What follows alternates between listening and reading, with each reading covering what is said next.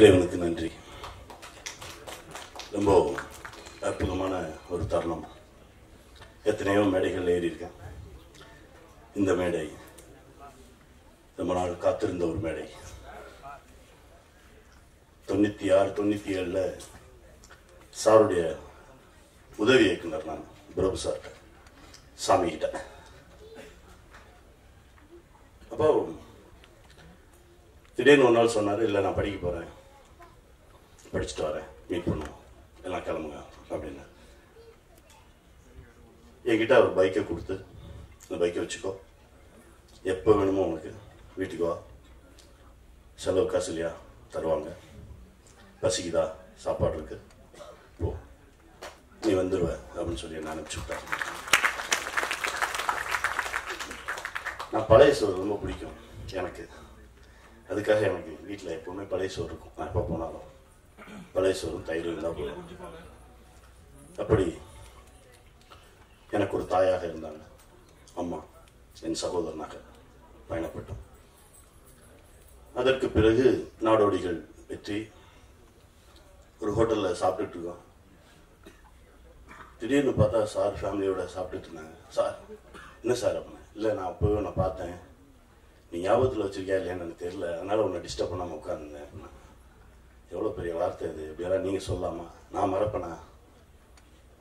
அதுக்கப்புறம் பயணம் ஆரம்பிச்சது. திடீர்னு ஒரு நாள் சார் ஒரு மெசேஜ், உன்னுடைய அப்பாயின்மெண்ட் வேணும், நான் கொஞ்சம் நேரம் உன்கிட்ட பேசணும், நீங்கள் எங்கே இருக்கீங்கன்னு சொல்லுங்கள் சார், நான் வரேன்னு சொல்லி சார்கிட்ட தேடி போனப்போ ஒரு படம் பண்ண கனி. எனக்கு தெரியும், உனக்கு என்னுடைய ஆசை என்னன்னு தெரியும், நான் எவ்வளவு ஆசைப்பட்டேன் ஒரு திரைப்படத்துக்குள்ளே இருக்கணும் அப்படின்னு உனக்கு தெரியும். 25 வருஷ கனவை அப்படியே தூக்கி வைக்கிறேன், ஒரு படம் பண்ணுவோமா அப்படின்னு கேட்டாங்க. அப்போ என்கிட்ட இருந்தது அடுத்த சாட்டை. சார் இந்த அடுத்த சாட்டைன்னு ஒரு கதை இருக்குது, இது கேளுங்க, உங்களுக்கு பிடிச்சிருந்ததுன்னா எடுங்க அப்படின்னா. திரும்ப கைகோர்ந்து பயணிக்க ஆரம்பித்தோம்.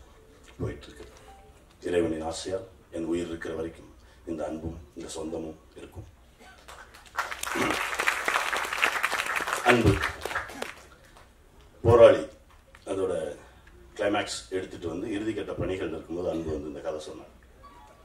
என் மேல அவ்வளவு நம்பிக்கை வச்சிருந்தார் அன்பு. கதையை கேட்டு முடிச்ச உடனே கதை கூப்பிடுது நம்மளை, அப்படிதான் கூப்பிடணும். ஒரு சிலர் வந்து கதை சொல்லுவாங்க, ரொம்ப டயர்டா இருக்கும். ஆனால் இந்த கதை வந்து வேலை பார்க்க உள்ள. நான் கிளைமேக்ஸ் பண்ணி முடிச்சுட்டு ஃபைனல் ஒர்க் பண்ண முடியல என்னால். நான் தான் சொன்னேன், அன்பு உடனே போயிடுவோம் ஷூட்டிங். சார் இல்லை சார், நீங்கள் எல்லா ஒர்க்கும் முடிச்சுட்டு வரீங்க. இல்லை நான் நைட் வரேன் அப்படின்னு சொல்லி நெய்வேலியில் ஷூட்டிங் முடிச்சுட்டு இரவு வந்து என்னுடைய இறுதிக்கட்ட பணிகளில் போயிட்டு அண்ணன் சொல்லுவார், தம்பிராமேண்ண, இப்படி டே நைட்டு அலைஞ்சிக்கிருந்தேன்னா எப்படா முகம் எப்படா இருக்கும்? இல்லை நான் சரியாயிடுவேண்ணே, கேமரா முன்னாடி வந்துட்டா சரியாயிடுவேண்ணே அப்படின்னு சொல்லி பயணப்பட்டோம். அப்படி அன்பு எனக்கு மொத்தமாக என்னை வேற ஒரு தளத்தில் எடுத்துகிட்டு வந்து இந்த ஒரு பெரிய பொறுப்போடு இருக்கக்கூடிய ஒரு நடிகனாக என்னை கொண்டு வந்து நிறுத்தினவர் அன்பழகன். மறக்கவே முடியாது அன்பை. என் அண்ணன், என் அண்ணன் பெருமையாக சொல்லுவேன், தம்பிராமையான. பேசுவோம், பழகுவோம், கடந்து போவோம், நடிப்போம். இதெல்லாம் தாண்டி ஒரு இடத்துல ரொம்ப ஆழமான ஒரு இறுக்கமான, இது என்னைக்குமே பிரியாது இந்த உறவு அப்படின்ற மாதிரி வந்த இடம் வந்து சாட்டை ரிலீஸ் அன்னைக்கு. இன்னொன்று சொல்லணும்னா, நானும் எந்த சம்பளம் வாங்கல, அவரும் எந்த சம்பளமும் வாங்கல. ஆனால் இன்னைக்கு அந்த படத்தை வச்சு யாரோ சம்பாதிச்சுட்டு இருக்காங்க, வாரத்துக்கு ஒருக்க போட்டு. முதல் நாள் முதல் காட்சி, ஒரு சில வசனங்களுக்கு கை தட்டுறாங்க, போக போக தட்ட ஆரம்பிக்கிறாங்க. என்ன நினைச்சோம், என்ன அப்படியே கண்ணு முன்னாடி ஒரு பெரிய மேஜிக் நடந்துட்டு இருக்கு திரையில. முழுக்க அன்பு தான் காரணம். அவனுடைய கதையும் அவனுடைய இயக்கமும் அவனுடைய எழுத்தும் அதெல்லாம் ஒண்ணுமே செய்யல. முதல் நாள் அன்பு லைட்டா தடுமாறினாப்ல, என்ன அன்பு அப்படின்னு. இல்லை சார் ரொம்ப பிடிக்கும் அன்பு, உனக்காக தான் வந்திருக்கேன், நீ விழுன்னு சொன்னா விழுவேன், எந்திரிச்சு போனா போயிடுவேன், நீ நடிக்கிற மற்ற நடிகர்களை எப்படி ட்ரீட் பண்றியோ அப்படிதான் ட்ரீட் பண்ணணும், நான் உனக்காக தான் வந்திருக்கேன், வா போவோம் அப்படின்னு சொல்லி எடுத்துட்டு வந்தோம். ஒரு பெரிய மேஜிக் நடக்குது திரையில. சத்தியமா சொல்றேன், என்னை பெற்ற தகப்பன் இருந்திருந்தா கூட அவ்வளவு சந்தோஷப்பட்டிருக்க மாட்டான். எங்க அண்ணன் கண்ணில் வந்து கண்ணீரா கொட்டுது, தேம்பி அழுகுறாரு. என்னண்ணே அப்படி பிடிச்சிட்டு சொல்றாரு, நம்மளாம் எங்கேயோ கிடந்தாண்டா, நம்மளாம் கிளம்பி வந்து, நம்ம அப்பா டைரக்டர் கிடையாது, அம்மா ப்ரொடியூசர் கிடையாது, ஆனால் நம்ம 2 பேரும் வந்து உருண்டு பிறண்டு ஏறி ஒரு இடத்துல நிற்கிறோம். இன்னைக்கு நம்மளை பார்த்து கைதட்டலாம். அந்த அழுகையை அடக்குவதற்கு ஒரு 15 நிமிஷம் ஆச்சு. அந்த மொமெண்ட் உணர்ந்தேன், அண்ணன் இங்கே வந்து எனக்கு ஒரு பெரிய சொந்தம் கிடச்சிருக்கு. அண்ணன் சொன்ன மாதிரி தான், அவன் கூப்பிட்டா வருவேன்னார்ல, எங்கள் அண்ணன் கூப்பிடலனாலும் நான் போய் நிற்பேன். அதான் அந்த ஹுமாயூன் அண்ணன். அப்படி ஒரு சொந்தம். அது கொலை கூட்டம். என்ன வராருன்னா ஒரு 20 பேர் பின்னாடி வருவாங்க. இங்கே இங்கே பதுங்கி இருப்பாங்க, இருக்காங்க அந்தா. அது ஒரு பேரன்பு. அந்த அன்புக்கெல்லாம் வந்து எத்தனை ஆண்டுகள் ஆனாலும் அது வந்து திருப்பி கொடுக்கவே முடியாது. அப்படி ஒரு அன்பு. தம்பி பகவான், நம்ம என்ன வேணாலும் பண்ணிடலாம். சிறையில சட்டையை மடிச்சு விட்டோம், இங்க ஒரு புக்கிள்ஸ் வச்சாரு, டைரக்டர் எல்லாம் பண்ணாரு. நான்லாம் இன் பண்ணதே கிடையாது. சாட்டையில தான் இன் பண்ணி விட்டாரு. இன் பண்ண அப்படியெல்லாம் இருக்குமா நம்ம அப்படின்னு சொல்லிட்டு நடந்துருந்து போயாச்சு. அப்படியே டிட்டோ ஒரு பேக்கு, அப்படியே ஒருத்தர் பசங்க கட்டி பிடிச்சி அழுகுறாங்க. சார் எங்களை விட்டு போகாதீங்க சார், போகாதீங்க சார், அழுகுறாங்க. வீடியோ பார்க்குறேன், யார் யாது அப்படின்னு சொல்லி தேடி நம்பரை தேடி அங்கே இங்கே பிடிச்சி நம்பரை பிடிச்சா சகோதரர் எடுக்கிறார். அவருடைய சகோதரர். தெரியாத நம்பர். யார் என்ன அப்படின்றப்ப தான் கேட்டேன், என்ன வேற வேற மாதிரி கால்ஸ்லாம் வருதா? ஒரு தனி மனிதனை மாணவர்கள் இப்படி கட்டி பிடிச்சி போகாதீங்க சார்னு சொல்லிட்டாலே வேற வேற தாக்குதல்லாம் நடக்குமே, அதெல்லாம் நடந்துட்டு இருக்கா? ஆனால் நடக்கும், அதையும் தாண்டுவோம். அப்படித்தான் பேச ஆரம்பிச்சோம். தம்பி இந்த வருஷம் கல்யாணம் நடந்துடும், கவலைப்படாத, நடத்துறோம். அந்த அன்பு இப்போ வரைக்கும் போயிட்டு இருக்கு. தம்பியோட ஒரு புக்கு ரிலீஸ் பண்ணுறதுக்கு போயிருந்தேன். அதில் ஒரு அருமையான காட்சி எழுதுங்கிறார். அவர் கடந்து வந்ததில்லை. நைட்டு ஒரு 12 மணிக்கு எங்கள் அம்மாவை பார்த்தீங்களா, எங்கள் அம்மாவை பார்த்தீங்களான்னு ஒரு பொண்ணு தேடி போயிட்டே இருப்பான். ஒரு கல்லூரியில் படிக்கிற பொண்ணு.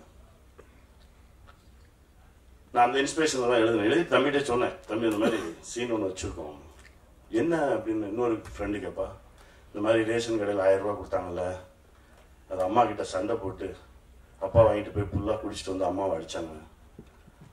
அம்மா அடித்தாங்க முடியாமல் எங்கேயோ போயிடுச்சு, எங்கே போச்சுன்னு தெரியல, அதான் தேடிட்டு இருக்கேன் அப்படின்னு நைட்டு 2 மணிக்கு அம்மாவை தேடிட்டு இருப்பா ஒரு பொண்ணு. இந்த அவல நிலை. அப்பா எங்கே இருக்காருன்னு ஓப்பன் பண்ண அவர் டே ஒரு ஆஃப் குரா அப்படின்னு சொல்லி அங்கே கடையில் கேட்டுப்பா, 10 மணிக்கு மேலே கடன் கிடையாதுன்னு சொல்லியிருக்கேன். நான் 1000 ரூபா கொடுத்தாங்க, இன்னும் 2000 ரூபா தரேன் இருக்காங்க, அதே ஒன்று தாண்டா கொடுப்பேன் குரா அப்படின்னு சொல்லி அவர் கேட்டு வாங்கிட்டு இருக்க ஒரு தகப்பன். இதை எல்லாமே எனக்கு கொடுத்தது பகவான், அவருடைய அனுபவங்கள். அப்புறம் ஐயா, இந்த கதையின் முதல் வித்தே மாடசாமி ஐயா தான். ஒரு வகுப்பறை ஆசிரியனுக்கானதா மாணவனுக்கானதா அப்படின்ற ஒரு கேள்வி வச்சார். சத்தியமாக அந்த கேள்விக்கு இப்போ வரைக்கும் விடையே இல்லை. முழுக்க முழுக்க ஆசிரியர்கள் ஆக்கிரமிச்சுக்கிறாங்க அப்படின்றது மட்டும்தான். அவர் எழுதின புத்தகத்தில் கிட்டத்தட்ட ஒரு 50-60 கேள்வி இருக்கு. ஒவ்வொரு கேள்விக்கு எடுத்தேன்னா 50 படம் பண்ணலாம் ஐயா. அவ்வளவு பிரச்சனைகள். மாணவனை எதிர்கொள்ள முடியல அப்படின்னா அந்த ஆசிரியர் கெட் அவுட்னு சொல்லிடுறாரு, வெளியே போக சொல்றாரு. அந்த கெட் அவுட்ன்ற வார்த்தை தான் இந்த முழு படமே. இந்த திரைப்படம் வந்தால் எந்த ஆசிரியனும் தன்னுடைய மாணவனை வெளியே போன்னு சொல்லவே மாட்டார். வெளியே போன்னு சொல்றதுக்கு அவருக்கு ரைட்ஸே கிடையாது. அந்த விவாதம் தான். இது ஒன்றும் பெருசா ஆகும் பெரிய எடுத்து அதெல்லாம் ஒன்றும் இல்லை. பார்வையாளனோட பேசுற மாதிரி தான் இருக்கும் இந்த திரைப்படம். பேசுவோம், கடந்து வந்து வாங்க இப்படி ஒரு விஷயம் ஒரு சின்ன டிஸ்கஷன் மாதிரி தான் போயிட்டே இருக்கும். ஆனால் நம்ம கடந்து வந்திருப்போம், நம்ம ஆசிரியர் நினைவுக்கு வருவாரு. இப்படிப்பட்ட ஒரு திரைப்படம் தான் இது. அடுத்த சாட்டை முடிச்ச உடனே இன்னொரு சாட்டைன்னு ஒன்று இருக்கு, அதுவும் அவருக்கு அதுதான். இப்போதான் சொன்னேன், ஐயா நீங்க எழுதின ஒரு விஷயம் எனக்கு ரொம்ப பிடிச்சிருக்கு, அந்த விஷயத்தை நீங்க எனக்கு முழுசா எழுதி கொடுங்க அப்படின்னு கேட்டிருக்கேன் ஐயாட்ட. என்னன்னா, பள்ளியும் இல்லாமல் வீடும் இல்லாமல் மாணவனுக்கு 3வது இடம் ஒன்று வேணும் அப்படின்னு எழுதியிருந்தாங்க. மிகப்பெரிய உண்மை. ஸ்கூலுக்கு போனா ப்ரெஷரு, அடிச்சு தூக்கிட்டு வந்து வீட்டில் போனா ப்ரெஷரு, அவன் எங்கே தான் ஃப்ரீயா இருப்பான். அந்த 3வது இடம், அதான் புத்தகத்தோட பேர். அந்த 3வது இடம் எது? அதுதான் அவனை எல்லாத்தையும் அவனை ரிலாக்ஸ் பண்ணிக்கக்கூடிய ஒரு இடம். அந்த இடம் பிள்ளைங்களுக்கு இப்போ இல்லவே இல்லை. ஸ்கூலு விட்டா வீடு, அந்த டிராவலிங் டைம் தான் அவனுக்கு இருக்கு. அந்த டிராவலிங் டைம்லையும் இந்த ப்ரெஷரா அந்த ப்ரெஷரான்றதுலேயே தான் வாழ்ந்துட்டு இருக்கான். அதை பற்றி ஒரு விஷயம் பேசணும். இன்னும் எத்தனை ஆண்டுகள் இந்த இண்டஸ்ட்ரியில் இருந்தாலும் இந்த மாதிரி ஐயாக்கள் இந்த மாதிரி சிந்தனையாளர்களோடு பயணப்பட்டோம்னா இந்த மாதிரி சமூகத்திற்கான படங்கள் வந்துகிட்டே இருக்கும் அப்படின்னு ஒரு நம்பிக்கை தான். ஏன்னா காசு சம்பாதிக்கிறதுக்கு இது இல்லை படம், அதில் தெளிவாக இருக்கேன். சாமிட்டா தான் சொன்னேன், இது நம்ம காசு சம்பாதிக்கிற படம் இல்லை. எடுப்போம், உழைப்போம், சம்பாதிப்போம், எடுப்போம், கொண்டு போய் வைப்போம். போட்டது வந்துச்சா சந்தோஷம், வரலையா திரும்ப எடுப்போம், திரும்ப உழைப்போம். இது நம் திருப்பி கொடுக்கறதுக்கான வேலை. எப்போ வாங்கிட்டே இருக்க முடியாதுல்ல, திருப்பி கொடுக்கணும்ல, ஒரு பாயிண்ட்ல திருப்பி கொடுக்க ஆரம்பிக்கணும்ல, அதற்கான ஒரு வேலை தான் இது. அப்படிதான் 2 பேரும் கை கோர்த்தோம். ராசா அண்ணமே அற்புதமான ஒளிப்பதிவாளன். இந்த படத்துல வெடிச்சு சிதறி வெளியில வருவான். என் தம்பி சில்வா இன்னுமே பேசல. தம்பி வாயா, வந்துட்டேனே, சரியா முடிஞ்சியா, சரி நான் போறேனே. அவர்கிட்ட போய் சம்பளம் ஏதாவது கேட்டீங்களா? நான் கேட்டேன். இல்லையா ஒன்றும் கேட்கல, கேட்டாலும் அவர் மண்டே ஆட்டிட்டு போயிட்டாரு அப்படின்னாங்க. அப்படிலாம் விட முடியாதுயா, நம்ம சும்மா வேலை பார்க்கலாம், அவனையும் வேலை பார்க்க சொல்றீங்க. அப்படி ஒரு தம்பி, எப்போ கூப்பிட்டாலும் எங்கே கூப்பிட்டாலும் வந்து நிற்கிற தம்பி. இது நானும் அன்பும் மட்டும் நினைச்சா நடக்காது, இப்படி சேரணும். பிரபு சார், இந்த மாதிரி ராசா, இந்த மாதிரி தம்பிகள் எல்லாரும் ஒன்னா சேரணும். இந்த மாதிரி ஒரே அலைவரிசையில் இருக்கக்கூடியவங்க ஒன்னா சேர்ந்தால் மட்டும்தான் இது நடக்கும். எல்லாத்தையும் தாண்டி இன்னொரு தம்பி, செல்ல தம்பி, ஒரு 3 வருஷமா ஒன்னா பயணப்பட்டு இருக்கோம், ஜஸ்டின் பிரபாகர். எங்க அண்ணன் சொன்ன மாதிரி தான், சைஸுக்கும் அடிக்கும் சம்மந்தமே இருக்காது. ஆமா, நாடோடிகள் 2 பிரிச்சு மேய்ஞ்சிருப்பாரு. யார் அடிச்சது அப்படின்னா, தவா அங்க இருக்காரு பாருங்க, அப்புறம் எங்க இருக்காரு அப்படின்னு சொல்லி கேட்கிறாங்க. அந்த மாதிரி தான் ஒரு அடி விழுந்திருக்கும். அது மொத்தமா ஒரு புரட்டி போடக்கூடிய ஒரு இசையமைப்பாளர். இந்த வருஷம் உனக்கும் கல்யாணம் பண்ணும் பிடிக்கிறோம். பார்த்துட்டு இருக்காங்க, நீ பாரு, அவங்க பார்த்து என்ன நீ பாரு சொல்லு. அப்படி ஒரு செல்லம். அப்புறம் என் குழந்தைங்க கௌஷிக், ஸ்ரீராம், அப்புறம் இந்த படத்துல பாடினவங்க சொல்லணும். அந்த அம்மா பாடியிருக்காங்க, அவங்க சார் பாடியிருக்காரு. எனக்கு நான் பாடும்போது யாரையுமே பார்க்கல, பாட்டை கேட்டுட்டு இவங்க யார் பாடினான்னு பிரமிக்க வச்ச பாடல்கள். ரொம்ப அந்த வாய்ஸ் வெகாத வெயிலெல்லாம் அப்படி எடுத்து நம்மளை புரட்டி போட்டுச்சு. அப்புறம் தான் சொன்னார் தோழர்கள் அப்படின்னாங்க. சரி, அங்கேருந்து தான் அந்த வலி வரும், அடி வயிற்றுலேருந்து ஒரு சத்தம் வந்தா அவங்க தோழராக தான் இருக்க முடியும் அப்படின்னு சொன்னார். அப்படி ஒரு சொந்தங்கள் புதுசாக கிடைச்சிருக்காங்க. பிள்ளைங்க எல்லாருக்கும் நன்றி. இந்த படத்தில் நடிச்ச அதுல்யா பற்றி சொல்லிடணுமா? அதான் அண்ணன் ரொம்ப பேசிட்டாரு. அப்போ நம்ம போய் எதுக்கு பேச. அதுல்யா நாடோடிகளில் ஒர்க் பண்ணாங்க. அது வருவார், வரேன் அவருக்கு அப்புறமா வரேன். அதுல்யா நாடோடிகளில் பிரமாதமாக பண்ணியிருந்தாங்க. அதாவது நம்பி ஷாட் வைக்கலாம், வச்சுட்டா அவங்க பண்ணிடுவாங்கன்ற ஒரு கான்ஃபிடென்ஸ் நமக்கு வரணும்ல. ஆனால் அது அந்த பொண்ணு பண்ணிடும்பா, வாங்கப்பா அப்படின்னு சொல்லி எழுதுனேன். ஒரு 1.25 பக்கம் எழுதுனேன். முதல் டைலாகே ஒரே ஷாட்டு ஒரே டேக்கு தான், அவ்வளோதான், முடிச்சிச்சு. நமக்கே ஓகேவா, ஓகே சொல்லுவோமா, இன்னொரு வாட்டி பார்ப்போமா அப்படின்னு தான். சரி, ரொம்ப கஷ்டப்பட்டுருக்காங்க, ஓகே சொல்லிடுவோம் அப்படின்னு சொல்லி கேமராமேன் கேட்குறேன். இல்லை, இன்னொரு சேஃப்டிக்கு எடுத்துக்கணும், இந்த சேஃப்டின்ற வார்த்தையே எனக்கு பிடிக்காது.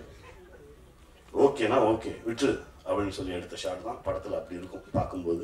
இந்த படத்துலையும் பிரமாதமாக பண்ணியிருக்காங்க. இது எல்லாத்தையும் தாண்டி எங்கள் அண்ணன், நான் ஏதோ மேத்தமெட்டிக்ஸ் டிபார்ட்மெண்ட், நான் பிஎஸ்சி மேத்தமெட்டிக்ஸ் பண்ணேன், அவர் காமர்ஸ். அவருக்கு எனக்கு என்ன உறவு? அதுதான் எனக்கு அங்க இருக்க ப்ரெஷர்லாம் கொட்டுறது இங்கே தான். அண்ணே திட்டுறாங்கண்ணே, சரி வாங்கு. அண்ணா எனக்கு பிடிக்கல, சினிமா போகிறேன் போ.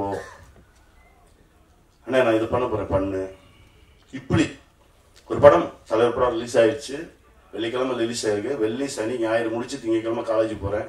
காலையில் அப்படியே சுற்றி வந்துட்டு இருக்கேன். என் கிளாஸுக்கு போகாமல் இவர் கிளாஸ் பக்கமே போயிட்டு இருக்கேன். என்னடா அப்படின்னாரு. இல்லை, தலைவர் படம் ரிலீஸ் ஆயிருக்கு, சரி பார்க்கணும். ஏன் பார்க்கலையாக்கும்? இல்லை, நான் 12 வாட்டி பார்த்துட்டேன், 3 நாள் 4 நாள் ஷோ பார்த்துட்டேன். ஆனால் இப்போவும் காலையில் பார்க்கணும் போல இருக்கு. அப்படியா, சரி இந்த காசு ஒரு 25 ரூபா கையில் கொடுத்து அவர் பைக்கையும் கொடுத்து பார்த்துட்டு மத்தியானம் வந்துடு. அப்போ தான் மத்தியானத்துக்கு மேலே கிளாஸில் ஒழுங்காக உட்காந்துருப்பேன் அப்படின்னு சொல்லி அனுப்பின ஒரு அண்ணன். நான் என்ன ஆவேன்றதை அப்பவே முடிவு பண்ண ஒரு அண்ணன். எல்லாம் முடிஞ்சிருச்சு. கடைசி வருஷம் 16 பேப்பர் வச்சிருக்கேன். ஒரு நாள் கூப்பிட்டாரு. 2.5 வருஷம் நீ சொன்னதெல்லாம் நான் கேட்டேன்ல, இந்த ஒரு 6 மாசம் நான் சொல்றது நீ கேளு. அந்த அண்ணி இருக்காங்க, நான் சொல்றது நீ கேளு. ஹாஸ்டல்ல 16 பேப்பரையும் கிளியர் பண்ண. டிகிரியை வாங்கி என்கிட்ட கொடுத்துட்டு போயிரு, உனக்கு வேண்டாம், நான் என்கிட்ட கொடுத்துட்டு போயிரு. நீ அப்படி பண்ணால் மட்டும்தான் இவ்வளவு நாள் நான் உனக்கு சப்போர்ட் பண்றதுக்கு ஒரு அர்த்தம் இருக்கும்டா அப்படின்னாரு. படித்தேன், வாங்கினேன், வாங்கி அண்ணன் இருந்தாங்க அப்படின்னேன். டே உனக்கு யூஸ் ஆண்டா வச்சுக்கடா, எப்போவாது பயன்படுண்டா, எடுத்துட்டு போடா அப்படின்னு சொல்லி அனுப்பிச்சு வச்சார். அப்படி ஒரு அண்ணன்.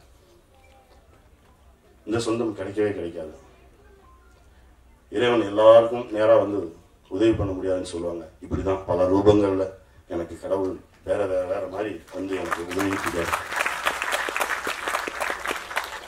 இங்க வந்திருக்கும் என்னுடைய நண்பர்கள், நான் ரமேஷ் நண்பர், அண்ணன் பல்லவராஜ் அண்ணன், சாரு முரளி சார், என் தம்பி நான், எல்லாமே அப்படி கிடைச்ச சொந்தங்கள் தான்.